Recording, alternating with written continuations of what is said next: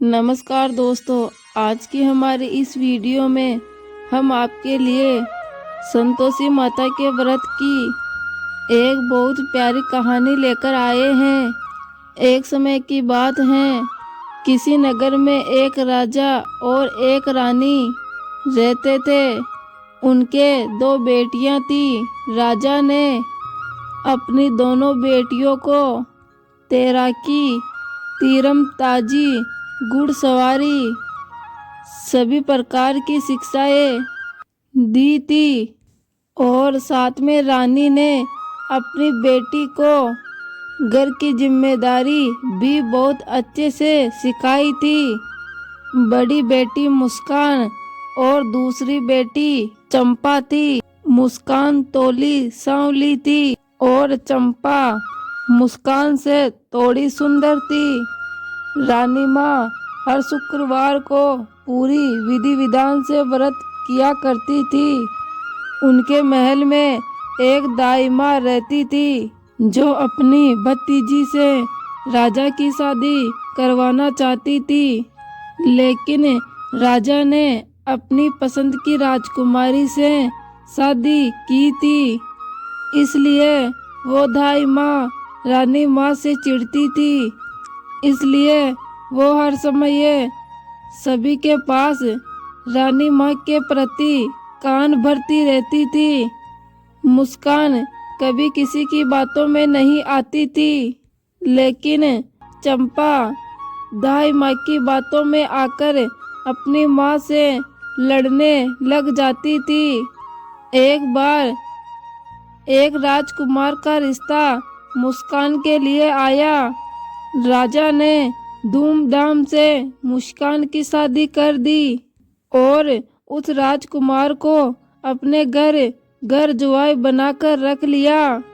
रानी माँ ने शादी के बाद मुस्कान को भी शुक्रवार को संतोषी माता के व्रत करवा दिया। अब हर शुक्रवार दोनों माँ बेटी व्रत करने लगी। संतोषी माता की कृपा से मुस्कान गर्भवती हो गई। नगर में चारों तरफ खुशियां ही खुशियां छा गई। एक दिन रानी माँ और मुस्कान का शुक्रवार का व्रत था। तब राजा और जवाई उनके सिपाहियों के साथ शिकार को गए हुए थे। तब दाई माँ ने एक चाल चली और रानी माँ के खाने में खटाई मिला दी और अनजाने में रानी माँ ने और मुस्कान ने वो खटाई वाला खाना खा लिया, जिससे संतोषी माता क्रोधित हो गई।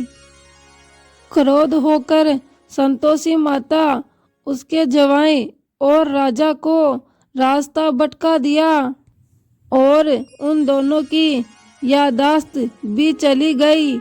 वो दोनों सिपाहियों से अलग हो गए और इधर उधर जंगल में भटकने लगे। भूख प्यास से व्याकुल होकर वो दोनों बेहोश हो गए। उसी समय वहां से कुछ साधु गुजर रहे थे। उन दोनों को बेहोश देख वो उन दोनों को अपने साथ अपने आश्रम में ले आए। सिपाहियों ने उन दोनों को खूब ढूंढा, पर वो दोनों कहीं नहीं मिले। तब वो सिपाही वापस महल आए और रानी माँ को सारी बात बताई। चंपा को जब ये पता चला तो वो बहुत रोई, लेकिन रानी माँ ने अपनी जिम्मेदारी संभालते हुए चारों दिशाओं में सभी सिपाहियों को राजा जी और जवाई को ढूंढने के लिए भेजा। कई दिनों बाद सभी खाली हाथ वापस लौट आए। तब रानी माँ ने बड़ी बेटी मुस्कान को अपना राज्य भार सौंप दिया। अपनी बेटी को राज गद्दी पर बिठाया। अगले शुक्रवार रानी माँ और मुस्कान ने फिर से संतोषी माता का व्रत रखा। फिर दाई माँ ने चाल चली और उनके खाने में खटाई मिलाने लगी, लेकिन तभी रानी माँ ने उसे ऐसा करते देख लिया और उससे पकड़ लिया।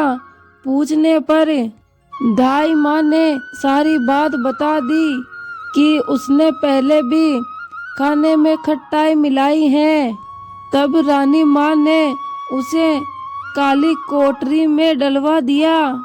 अब रानी माँ ने और मुस्कान ने संतोषी माता से प्रार्थना करी, हे माँ संतोषी, आप हम सबकी माता हैं और हम आपके बच्चे हैं। हमारी भूल माफ करिए माँ संतोषी और हमारे पति को वापस लाए। तब उसी रात्रि को संतोषी माता राजा के सपने में आई और बोली, अरे राजा उठ और अपने राज्य में वापस जा। तेरा जवाई और तू मेरे प्रकोप को झेल रहे थे।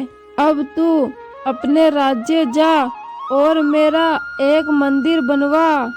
दूसरे दिन राजा और उसका जवाई सभी संतों का शुक्रिया करते हैं और उन्हें प्रणाम कर अपने राज्य की तरफ लौट जाते हैं और पूरे राज्य को अपनी संतोषी माता की कृपा बताते हुए संतोषी माता का एक भव्य मंदिर बनवाया।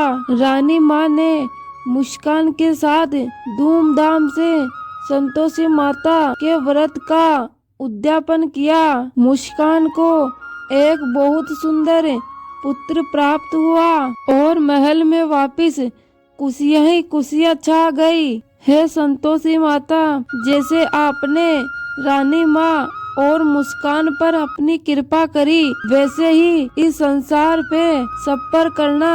प्यारे दोस्तों, आपको ये कहानी अच्छी लगी हो तो कमेंट बॉक्स में संतोषी माता की जय जरूर लिखे। धन्यवाद।